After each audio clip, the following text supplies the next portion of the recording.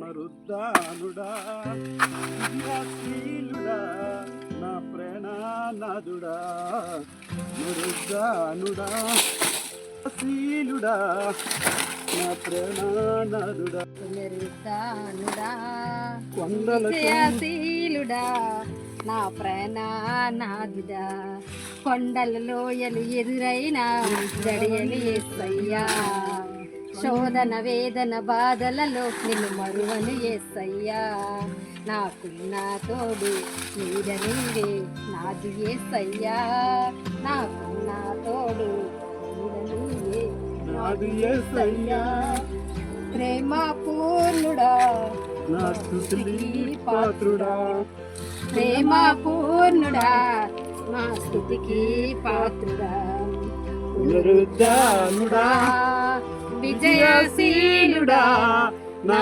ప్రేణనాథుడా మా ప్రతి అవసరము తీర్చినట్టు యేసునాథుడా మా అపజయములలో జయమునిచ్చిన కరుణాశీలుడా పునరుద్ధానుడా విజయశీలుడా నా ప్రేణనాథుడా పునరుద్ధానుడా విజయశీలుడా నా ప్రేణనాథుడా.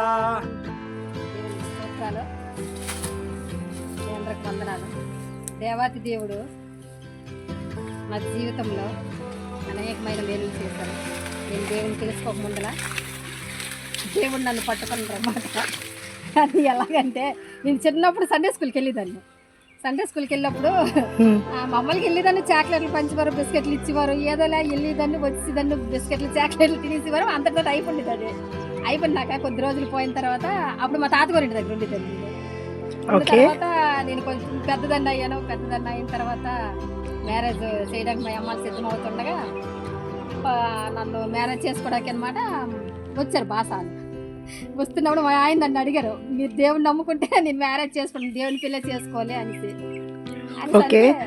అలాగే నాకు కూడా దేవుడు అంటే ఇష్టము. నీకు సండే స్కూల్కి వెళ్ళేదాన్ని అంటే దేవుడు అంటే ఇష్టము, కానీ నాకు అంతగా అప్పుడు దేవుని గురించి అవగాహన తెలియదు అనమాట.